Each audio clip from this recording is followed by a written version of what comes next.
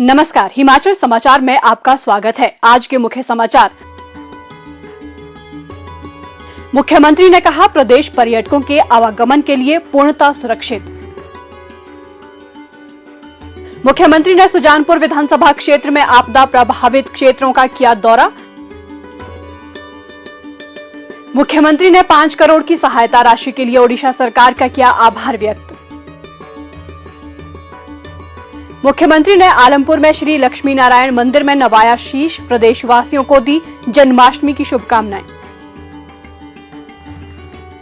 लोगों के जीवन में मिठास घोलती मधु विकास योजना, मौन पालन व्यवसाय ने दुलेहड़ के जसबीर की बदली तकदीर। और अब समाचार विस्तार से। मुख्यमंत्री ठाकुर सुखविंदर सिंह सुक्खू ने आज जिला हमीरपुर के नादौन में कहा कि हाल ही में हुई भारी बारिश के कारण प्रदेश में कई सड़कें क्षतिग्रस्त हुई और निजी एवं सार्वजनिक संपत्ति को भारी नुकसान हुआ।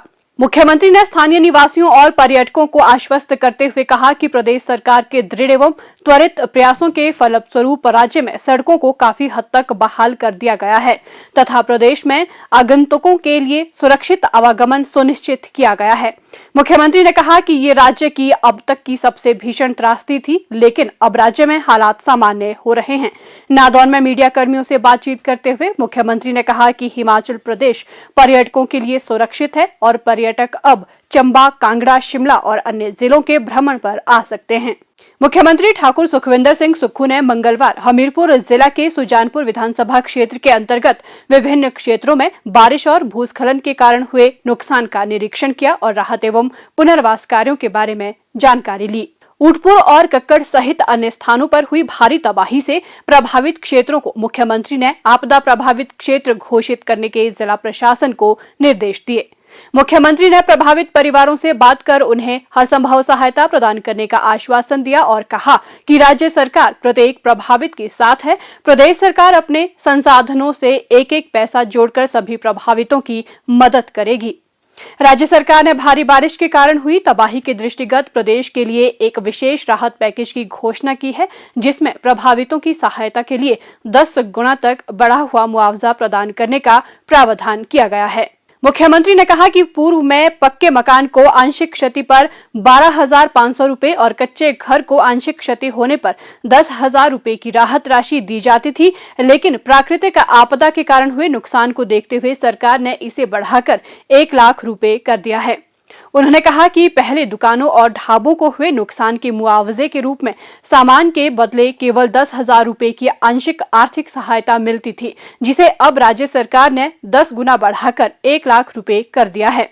इसके अलावा नए प्रावधानों के अनुसार गाय व भैंस जैसे दुधारू पशुओं की मृत्यु पर प्रति पशु 55,000 रुपए की वित्तीय सहायता दी जा रही है और भेड़ बकरी की मृत्यु पर मिलने वाली वित्तीय सहायता को 4,000 रुपए से बढ़ाकर 6,000 रुपए कर दिया गया है। मुख्यमंत्री ने सुजानपुर के सचूही, बजाहड़ और जोल पलाही सहित अन्य क्षेत्रों में भी आपदा से हुए नुकसान का जायजा लिया और संबंधित विभागों को राहत एवं पुनर्वास कार्यों में तेजी लाने के निर्देश दिए।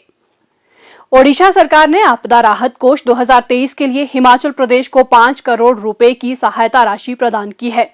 मुख्यमंत्री ठाकुर सुखविंदर सिंह सुक्खू ने उदारतापूर्ण सहायता के लिए ओडिशा के मुख्यमंत्री नवीन पटनायक का आभार व्यक्त किया। मुख्यमंत्री ने कहा कि ये राशि आपदा से प्रभावित परिवारों को राहत प्रदान करने में प्रदेश सरकार को मदद प्रदान करेगी।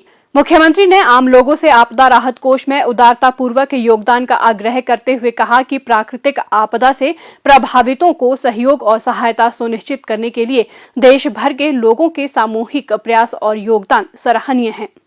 मुख्यमंत्री ठाकुर सुखविंदर सिंह सुक्खू को आज नादौन में आपदा राहत कोष के लिए सेक्रेटरी सोसाइटीज नादौन ने 1 लाख रुपए का चेक तथा अनएम्प्लॉयड आर्ट टीचर्स एसोसिएशन ने 11,000 रुपए का चेक भेंट किया।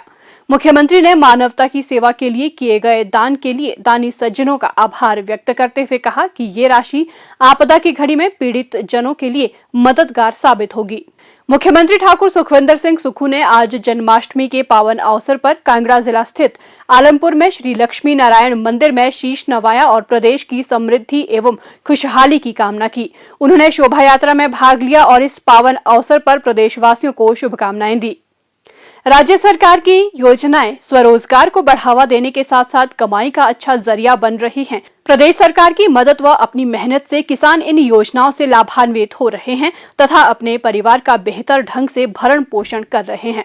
जिला ऊना के हरोली के तहत दुलेहड़ गांव के निवासी श्री जसवीर प्रदेश सरकार की मुख्यमंत्री मधु विकास योजना का लाभ लेकर आज करोड़ों रुपए की कमाई कर रहे हैं।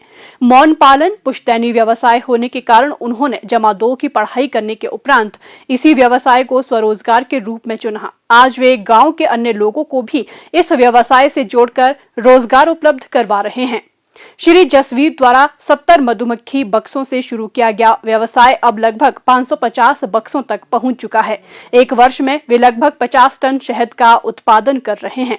शहद बेचने के लिए उन्होंने अमराली में हनी प्रोसेसिंग यूनिट स्थापित किया है। शहद 50 ग्राम से लेकर 1 किलोग्राम तक की पैकिंग में उपलब्ध है। 1 किलोग्राम शहद की कीमत 350 रुपए है। इसके अलावा शहद मंगवाने के लिए कुरियर सुविधा भी उपलब्ध है। विभिन्न कंपनियां भी उनसे शहद खरीद रही हैं। मधुमक्खी पालन से अधिक कमाई के लिए वर्ष भर वे उत्तर भारत के उत्तर प्रदेश, मध्य प्रदेश, राजस्थान व मार्च माह में पंजाब राज्यों का रुख करते हैं। हॉर्टिकल्चर डिपार्टमेंट के द्वारा मुझे 50 बक्सों पे 1,70,000 रुपया सब्सिडी दी गई थी और उसके बाद मैंने बी ब्रीडर के लिए भी अप्लाई किया था और मैंने बी ब्रीडर का ट्रेनिंग नॉन यूनिवर्सिटी सोलन से 21 दिन का कैंप लगाया था और उसके लिए भी मैंने अप्लाई किया था। तो हॉर्टिकल्चर डिपार्टमेंट के द्वारा मुझे वो भी 3 लाख रुपया प्रदान किया गया।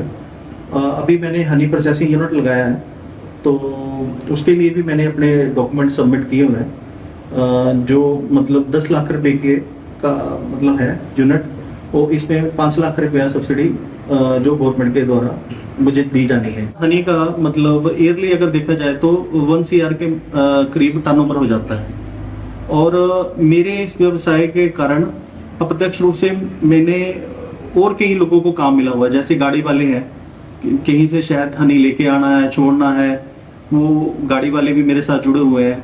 लेबर है, इस काम से मेरे को तो मतलब अच्छा प्रॉफिट हो ही रहा और भी मेरे साथ कई लोग हैं जो जिनको रोजगार मिल रहा है। मैं बेरोजगार नौजवानों से ये अपील करना चाहता हूँ, अगर आपको कोई सरकारी जॉब नहीं मिल रही है कहीं तो आप इस व्यवसाय में जुड़ सकते हैं जिसमें आपको गवर्नमेंट भी आपको सपोर्ट कर रही है और इसमें इनकम भी अच्छी है और इससे आप अपना परिवार बड़ी अच्छी ढंग से आप इसको कर सकते हैं। मैं सीएम सुक्खू जी का बहुत धन्यवाद करना चाहता हूँ जिन्होंने ये स्कीमें चलाई हुई हैं जिससे कि युवा पीढ़ी को आगे बढ़ने के लिए काफी प्रोत्साहन मिल रहा है।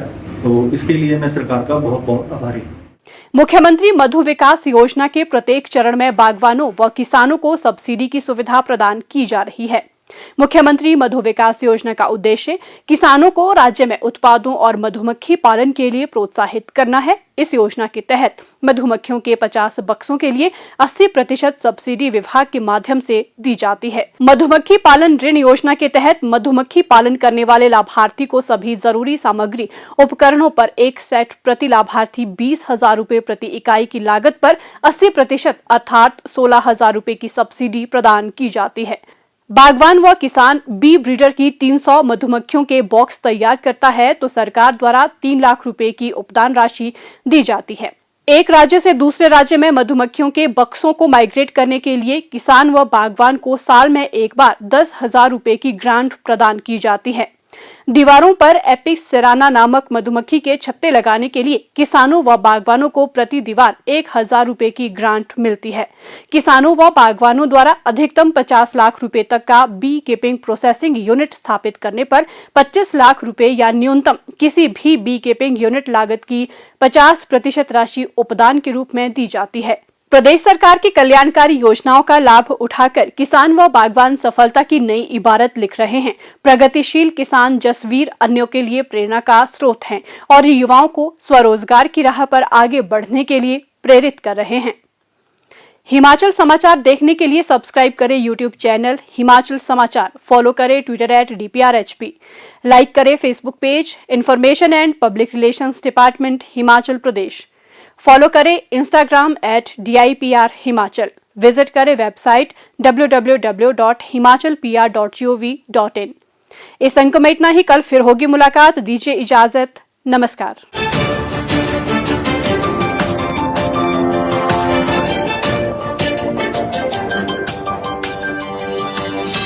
है